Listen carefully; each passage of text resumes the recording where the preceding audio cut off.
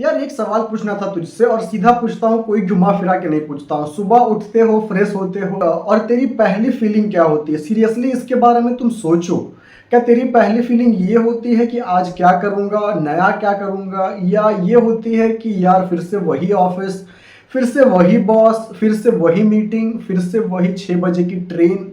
अगर तेरी फीलिंग दूसरी वाली है तो ये वीडियो तेरे लिए है, पूरी तरह से तेरे लिए है ये वीडियो। मैं आज एक ऐसा बात करना चाहता हूँ जो शायद तेरे स्कूल में नहीं की होगी, कॉलेजेस में नहीं की होगी, और घर का तो छोड़ ही दो। फिर तुम नौकरी और बिजनेस दोनों के बारे में बिल्कुल सीधा बात करूँ, बिना कोई सुगर कोटिंग के। नौकरी क्या देती है, जेन्युइनली क्या देती है तुम्हें नौकरी, क्या नहीं देती है, बिजनेस में क्या क्या मुश्किलें आती है जो कोई नहीं बताता है, और क्या क्या एडवांटेज है जो बहुत लोग मिस कर जाते हैं। और सबसे इंपॉर्टेंट, अगर तू सच में बिजनेस करना चाहता है तो प्रैक्टिकली कैसे शुरू कर सकते हो, स्टेप बाय स्टेप, बिना किसी फैंसी थ्योरी के। क्योंकि ये वो बातें हैं जो शायद तेरी जिंदगी का एक डिसीजन चेंज कर सकता है। ठीक है, पहले मैं तुझे कुछ नंबर्स दिखाता हूं, क्योंकि फीलिंग से डिसीजन नहीं ले सकते हैं, इसीलिए बाद में रिग्रेट होता है। डेटा देख के समझ सकते हो और डिसाइड कर सकते हो। इंडिया में आज 63 मिलियन से ज्यादा स्मॉल और मीडियम बिजनेसेस हैं।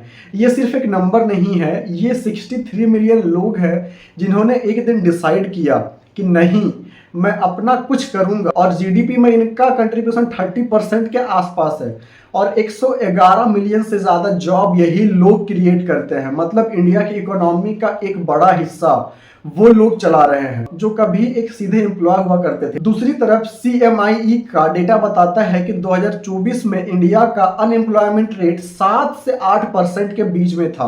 और ये सिर्फ उनकी बातें नहीं है जो जॉब नहीं ढूंढ रहे हैं, इनमें वो भी लोग आते हैं जो जॉब ढूंढ रहे हैं पर मिल नहीं रही है, और फिर वो भी लोग आते हैं जो जॉब में हैं लेकिन दिल से वहां पे नहीं है। स्टार्टअप इंडिया के डेटा के हिसाब से अभी इंडिया के 1 लाख से ज्यादा रजिस्टर्ड स्टार्टअप हैं, और ये नंबर्स 2016 में सिर्फ 400 था। ग्रोथ देख रहे हो तुम कितनी है, कितनी परसेंट है। लेकिन साथ में ये भी सुन लो कि 90% स्टार्टअप 5 साल के अंदर बंद हो जाते हैं। मतलब सक्सेस मिलना बहुत हार्ड है। लेकिन एक और बात भी इंपॉर्टेंट है, उस 10% में जो लोग हैं वो जेन्युइनली जिंदगी बदल लेते हैं, अपनी भी और दूसरों की भी। तो असली पिक्चर ये है कि अपॉर्चुनिटी बहुत बड़ी है, कंपटीशन भी बहुत बड़ा है, मुश्किलें भी बहुत ज़्यादा हैं, और अगर सही किया तो रिटर्न भी एक्स्ट्रा ऑर्डिनरी है। अब इसको थोड़ा डीप में समझते हैं, एक एक चीज़ को हम लोग समझते हैं। पहले हम लोग बात करेंगे नौकरी की, और मैं एक बात क्लियरली बोल देता हूँ, मैं नौकरी को बुरा नहीं बोल रहा हूँ। नौकरी एक वैलिड चॉइस है, लेकिन चॉइस तब होती है जब तुम पूरी सच्चाई जानते हो। नौकरी की सबसे बड़ी स्ट्रेंथ क्या है पता है? सर्टेनिटी। महीने की पहली तारीख को सैलरी आएगी। सैलरी जो है फिक्स है तुम्हारा। अगर घर में EMI है, पेरेंट्स का खर्चा है, या तू नया नया इंडिपेंडेंट हुआ है, तो ये सर्टेनिटी बहुत बड़ी रिलीफ देती है तुम्हें। उसकी वैल्यू मत कम करो। रियल लाइफ में फाइनेंशियली स्टेबल होना एक बहुत जरूरत का चीज है। दूसरी चीज, एक अच्छी कंपनी में काम करो तो लर्निंग मिलती है जो पैसे से नहीं खरीद सकते हो। जैसे कि इन्फोसिस, TCS या कोई भी एस्टेब्लिश कंपनी में 2-3 साल देने से तू समझता है कि सिस्टम कैसे काम करता है, प्रोसेसेस क्या होते हैं, और इंडस्ट्री के इंसान कैसे सोचते हैं। ये फाउंडेशन इनवैल्यूएबल है। खुद बिजनेस करना हो तो भी ये काम आ सकता है। तीसरी चीज है कि वहां पे टीम होती है। कोई प्रॉब्लम आई, कोई इसके बारे में जानता है, सीनियर है, मैनेजर है, कलीग्स है, तो अकेला नहीं होता है वहां पे। तुम एक स्ट्रक्चर में काम करना बहुत लोगों के लिए जेन्युइनली कंफर्टेबल और प्रोडक्टिव होता है, और इसमें कोई बुराई नहीं है। अब वो पार्ट जो ज्यादातर लोग नहीं बोलते हैं। पहले हम लोग बात करेंगे लिमिटेशन का। लिमिटेशन जॉब में क्या हो सकता है? अगर हम लोग पहला लिमिटेशन का बात करें तो इनकम इसमें कैप्ड होता है। तू चाहे दिन रात काम करे, चाहे प्रोजेक्ट अकेला संभाल ले, सैलरी वही रहेगी जब तक अप्रेजल नहीं आए। और अप्रेजल तब भी 8 से 15% तक ही आ सकता है। उसमें से इन्फ्लेक्शन माइनस करो तो परचेजिंग पावर ऑलमोस्ट एक जगह खड़ी रहती है। तेरे ऊपर वाला जो 2 घंटे बाद भी ऑफिस आता है, और वो 4 टाइम ज्यादा कमा रहा है, सिर्फ इसीलिए क्योंकि वो 5 साल पहले आया था। दूसरी लिमिटेशन ये है कि तुम रिप्लेसेबल हो। और ये सुन के बुरा लगता है लेकिन ये सच्चाई है। 2023 और 24 में ग्लोबली 2 लाख से ज्यादा टेक एम्प्लॉय ले ऑफ हुए हैं। इंडिया में अगर बात करें तो बायजूस, पेटीएम, ओला, जोमैटो सब ने मास ले ऑफ किया हुआ है। वही लोग थे जिन्होंने 8 से 10 साल दिए थे कंपनी को, और एक दिन एक ईमेल आया और सब खत्म। जॉब सिक्योरिटी यहाँ पे बिल्कुल भी रियल नहीं है, जितनी तुम्हें लगती है उतनी तो बिल्कुल नहीं है। और तीसरी चीज ये है कि शायद सबसे डीप वाली लिमिटेशन तुम्हें ये लगे, तेरी जिंदगी का सबसे वैल्यूएबल रिसोर्सेज तेरा टाइम तू रोज एक ऐसी जगह के लिए दे रहा है जहां तेरा नाम डिसीजन में नहीं आता है। तेरा आइडिया है, तू एग्जीक्यूट करता है, लेकिन क्रेडिट और प्रॉफिट तेरा नहीं है, कोई और कर रहा है। तू किसी और के लिए काम कर रहा है, तू किसी और का ड्रीम चला रहा है। जब तक खुद नहीं बनाता तब तक तू किसी और का ही ड्रीम फॉलो करता रहेगा। देखो, अब तो बात हो गई नौकरी की, अब हम लोग बात करते हैं बिजनेसेस की। और मैं यहाँ वो नहीं कहूंगा जो मोटिवेशनल स्पीकर कहते हैं, मैं कहूंगा जो सच में होता है। बिजनेस करना इंस्टाग्राम पे जो दिखता है कि बीच पे लैपटॉप खोल करके बैठ जाओ, चाय का कप ले लो और 4 घंटे काम कर लो और लाखों कमा लो, ऐसा तो रियलिटी में बिल्कुल नहीं होता है मेरे भाई। रियलिटी इससे बहुत ज़्यादा अलग होती है, और जब तक तू रियलिटी नहीं जानेगा तब तक तू प्रिपेयर्ड नहीं हो पाएगा। पहली और सबसे कॉमन दिक्कत, कैश का प्रेशर। बिजनेस शुरू करने के लिए पैसा चाहिए, चाहे थोड़ा ही सही, लेकिन पैसा लगाना मतलब रिस्क लेना। पहले कुछ महीने काफी बार सेल्स जीरो होते हैं, रेंट आ रहा है, रॉ मटेरियल का बिल आ रहा है और इनकम नहीं है। इंडिया में 68% से ज्यादा स्मॉल बिजनेसेस अपनी पहले ईयर में कैश फ्लो प्रॉब्लम फेस करते हैं, और ये कोई वीक लोगों की बात नहीं है, ये हर बिजनेसेस की रियलिटी है। तुझे ये मेंटली एक्सेप्ट करना होगा कि पहले कुछ महीने डरने वाले महीने होंगे। दूसरी दिक्कत है अकेला डिसीजन लेना, ये सबसे कॉमन डिसीजन है। नौकरी में कोई मुश्किल आई तो एक टीम है, एक मैनेजर है, एक स्ट्रक्चर है। बिजनेस में तुम अकेला डिसीजन मेकर है, तुम सब कुछ खुद से चूज करते हो। वेंडर कौन सा चूज करना है, प्राइसिंग क्या होगी, मार्केटिंग कहाँ करना है, कब एक्सपेंड करना है, कब रुकना है, सब तुझे ही सोचना पड़ेगा मेरे भाई। और गलत डिसीजन का नतीजा भी तुझे ही भुगतना पड़ेगा, कोई दूसरा नहीं आएगा यहाँ पे नतीजा भुगतने के लिए। जब तू बहुत ज़्यादा डिसीजन ले लेते हो तो तेरी डिसीजन लेने की क्वालिटी धीरे धीरे खराब भी होने लगती है, तो इस पे भी तुम्हें ध्यान देना पड़ेगा। बहुत लोग बिजनेस में आकर यही स्ट्रगल करते हैं, और ये अकेलापन तो बिल्कुल नहीं है, ये तुम्हारा अकाउंटेबिलिटी का वेट है, ठीक है, जिससे कि तुम सब कुछ खुद से हैंडल करते हो। तीसरी चीज आती है इनरेगुलर इनकम। नौकरी में ये गारंटेड है, लेकिन बिजनेस में ये इसका कोई गारंटी ही नहीं है। एक महीना तुम 80,000 कमा सकते हो, दूसरा महीना तुम 8,000 में अटक सकते हो। ये अनप्रिडिक्टेबल है। मेंटल हेल्थ के लिए ये बहुत चैलेंजिंग होती है, स्पेशली तब जब घर की ईएमआई, रेंट और फैमिली के खर्चे सब फिक्स हैं। इसके लिए एक इमरजेंसी फंड होना एब्सोल्युटली जरूरी है, जो मैं आगे बता रहा हूं। चौथी दिक्कत, कस्टमर, वेंडर और लोग मैनेज करना। बिजनेस मतलब प्रोडक्ट बनाना नहीं है, बिजनेस का मतलब एक कस्टमर का एंग्री कॉल उठाना जो बोलता है मेरा ऑर्डर कहाँ पे है। बिजनेस का मतलब है वेंडर के साथ नेगोशिएट करना कि वो डिलीवरी लेट क्यों कर रहा है। बिजनेस का मतलब एक एम्प्लॉय का रेजिग्नेशन हैंडल करना।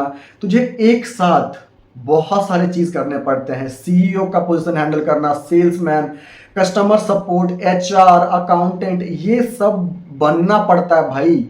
ये सब तुम्हें खुद बनना पड़ेगा। ये एग्जॉस्टिंग होता है, लेकिन ये तुझे एक कंप्लीट बिजनेस पर्सन बनाता है।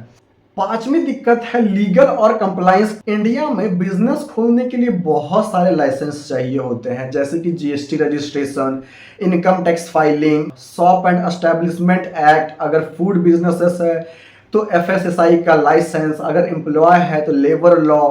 ये एक पूरा जंगल है, और अगर कोई गाइड नहीं किया तो पहले ईयर में ही नोटिस या फिर पेनल्टी आ सकती है। ये बोरिंग लगता है, लेकिन अगर इग्नोर किया तो बाद में बहुत महंगा पड़ सकता है।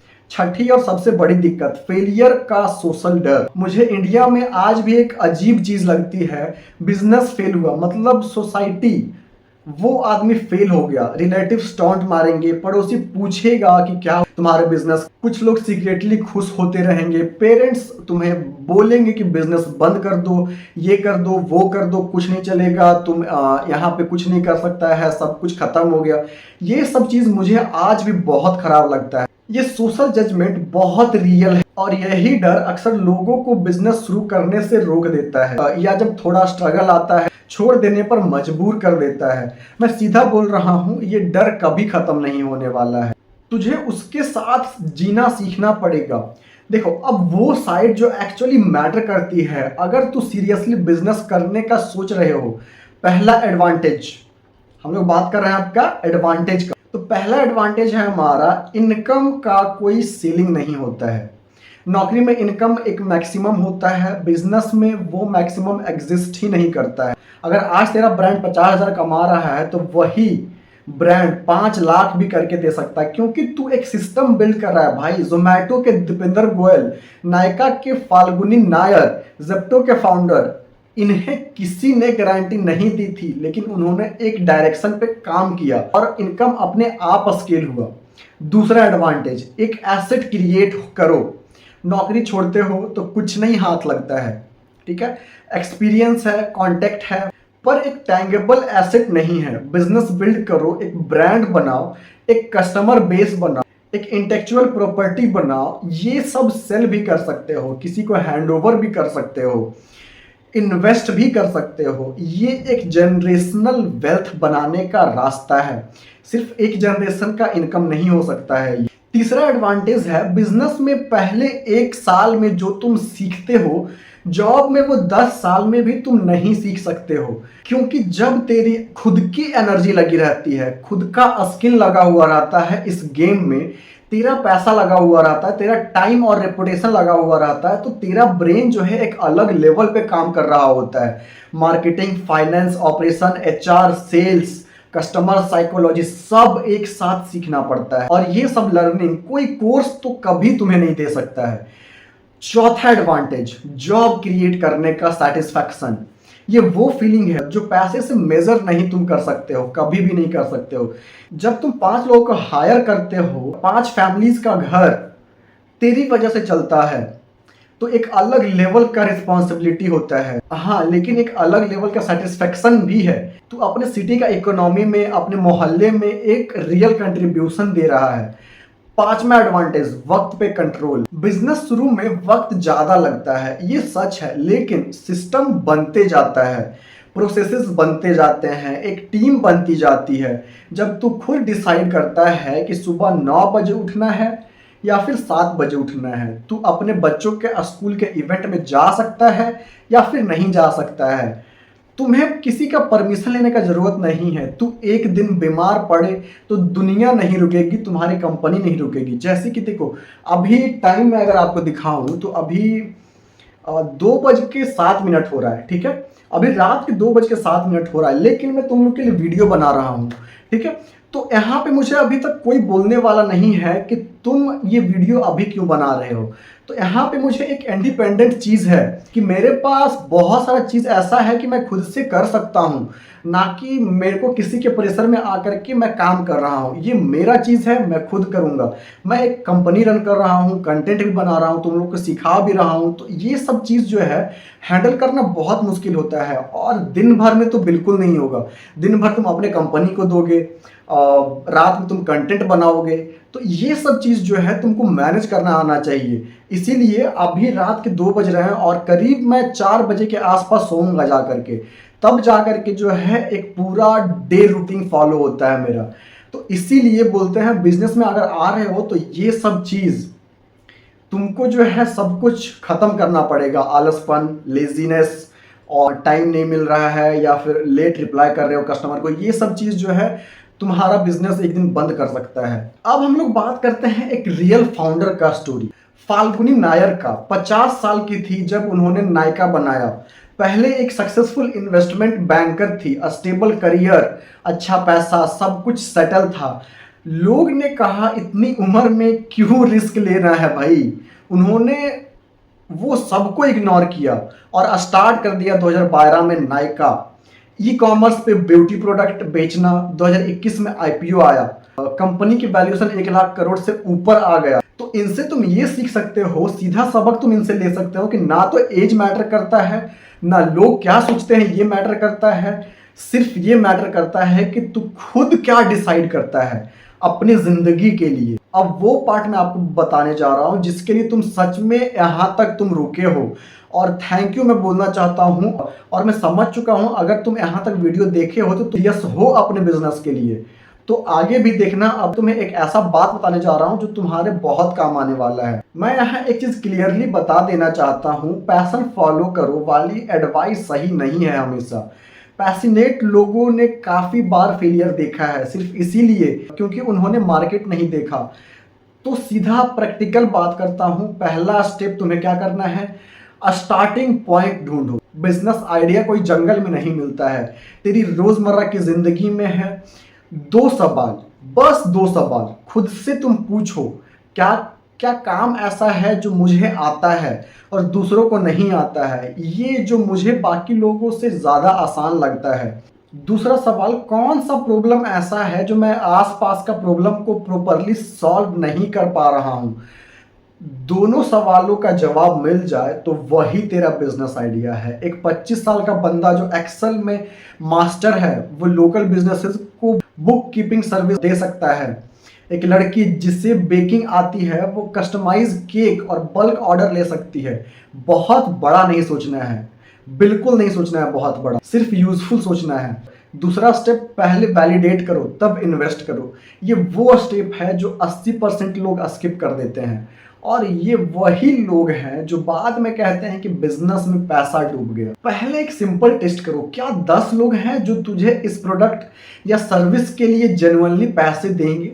अगर 10 कस्टमर भी 2-3 हफ्ते में नहीं मिले तो प्रोडक्ट का प्रॉब्लम है या प्राइसिंग का या कम्युनिकेशन का, वो पहले फिक्स करो। बिना वैलिडेशन के इन्वेस्ट करना एक एक्सपेंसिव एक्सपेरिमेंट है जो तुझे अफोर्ड नहीं करना चाहिए। तीसरा स्टेप, नौकरी कभी मत छोड़ो। ये वो एडवाइस है जो लोग सुनना नहीं चाहते हैं, और ये वही एडवाइस है जो तुझे बहुत ज्यादा फाइनेंशियली प्रेशर बचाएगा।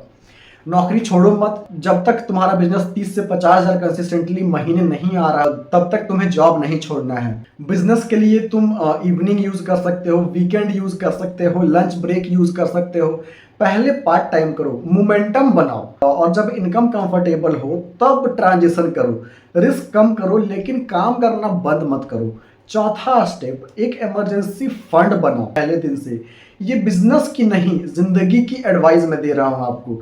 बिजनेस शुरू करने से पहले 6 महीने का पर्सनल एक्सपेंसेस का पैसा एक अलग अकाउंट में रखो। ये तेरा सेफ्टी नेट। इसके बिना बिजनेस का पहला महीना टफ तुम्हारा जाने वाला, इतना स्केयर्ड करेगा कि तू गलत डिसीजन ले सकता है, डिस्परेट डिसीजन जो लॉन्ग टर्म में बहुत एक्सपेंसेस होंगे। 5वां स्टेप, एक मेंटर ढूंढो, अकेले मत लड़ो ये सब चीजों से। इंडिया में बहुत सारी फ्री रिसोर्सेज, एमएसएमई मिनिस्ट्री का प्रोग्राम है, स्टार्टअप इंडिया का वेबिनार है, लोकल बिजनेसेस एसोसिएशन है, लिंक्डइन पे लोग जो जेन्युइनली हेल्प करते हैं। और एक ऐसा इंसान ढूंढो जो वो ऑलरेडी काम कर चुके हैं जो तू करना चाहता है, उनसे मिलने के लिए रिक्वेस्ट करो, उनका एक्सपीरियंस सुनो। उनका 5 साल का लर्निंग तुझे 2 साल बचाएगा। ये कोई एक्स्ट्रा ऑर्डिनरी बात नहीं है लेकिन ये इंपॉर्टेंट बात है। छठा स्टेप है डिजिटल प्रेजेंस बनाओ। आज के जमाने में ये नॉन नेगोशिएबल है, चाहे तेरी किराना शॉप हो या ट्विटरिंग सर्विस हो या एक हैंडमेड प्रोडक्ट हो, ऑनलाइन जाना बहुत ज़रूरी है। जैसे कि गूगल बिजनेस प्रोफाइल बना लो, इंस्टाग्राम पेज बना लो, व्हाट्सएप बिजनेस नंबर, ये सब तुम सेटअप कर सकते हो। इंडिया में 600 मिलियन से ज़्यादा लोग इंटरनेट यूज़ करते हैं। तेरा कस्टमर वहां है, अगर तू वहीं नहीं रहेगा तो तू एग्जिस्ट ही नहीं करेगा। फिर रितेश अग्रवाल सिर्फ 17 साल के थे जब उन्होंने बजट होटल का आइडिया पे काम करना शुरू किया था। कोई डिग्री नहीं थी, कोई बड़ा नेटवर्क नहीं था, पहला इन्वेस्टर ने रिजेक्ट कर दिया, पहले मॉडल ने काम नहीं किया, उन्होंने पिवोट किया, फिर दूसरा पिवोट किया, पेटर थाइल फेलोशिप मिली, $1 लाख का फंडिंग मिला जब वो 19 साल के थे। आज ओयो एक ग्लोबल ब्रांड है, इसके 35 से ज्यादा देश में ऑपरेशंस है। सीधा सबक इसमें तुम सीख सकते। फेलियर तेरी स्टोरी का लास्ट चैप्टर नहीं होता है, तब तक जब तक तू छोड़ता नहीं है। मैं तुझे फोर्स नहीं कर रहा हूँ नौकरी छोड़ और बिजनेस कर, जेन्युइनली नहीं कर ये सब, मैं तुझे ये सब बिल्कुल नहीं करने कह रहा हूँ।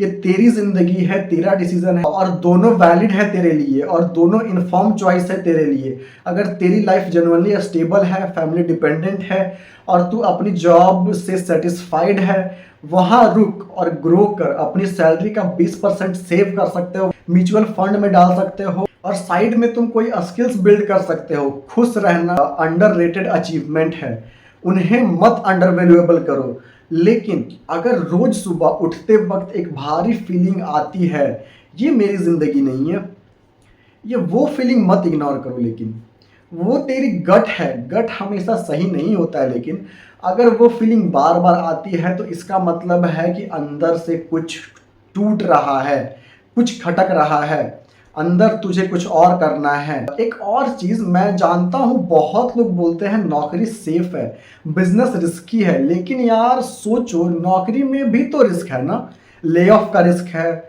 ऑटोमेशन है। फर्क सिर्फ ये है कि नौकरी में रिस्क कोई और लेता है तेरे बिहाफ पे, बिजनेस में रिस्क तू खुद कंट्रोल करता है और पर्सनली मुझे ये दूसरा वाला ज़्यादा कंफर्टेबल लगता है। और सीरियसली बताना कमेंट सेक्शन में एक लाइन में तुम लिख सकते हैं, नौकरी में हो या फिर बिजनेस में, या फिर सोच रहे हो। मैं जेन्युइनली पढ़ता हूँ और ज़्यादा लोग एक स्पेसिफिक सिचुएशन में हैं, तो अगली वीडियो वहाँ फोकस करेंगे हम लोग।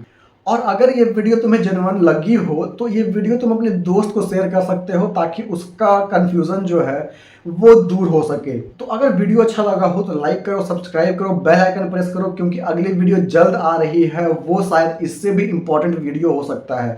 अगला वीडियो का टॉपिक है जीरो से बिजनेस कैसे स्टार्ट करें, step by step practical guidance के साथ। मतलब अगर तेरे पास इन्वेस्ट करने के लिए 1 रुपया भी नहीं है, तब भी कौन से 5 बिजनेस मॉडल हैं जो तू अगले 30 दिन के अंदर शुरू कर सकता है। सिर्फ तेरा टाइम और तेरी स्किल्स चाहिए, कोई थ्योरी नहीं, कोई मोटिवेशनल नहीं, स्पीच नहीं, सिर्फ एग्जीक्यूशन, रियल एग्जाम्पल के साथ, रियल स्टेप्स के साथ। वो वीडियो ट्यूसडे को आएगी, मिस मत कर। तब तक अपना ख्याल रखना और अपने सपनों का भी ख्याल रखना। मिलते हैं, सी यू।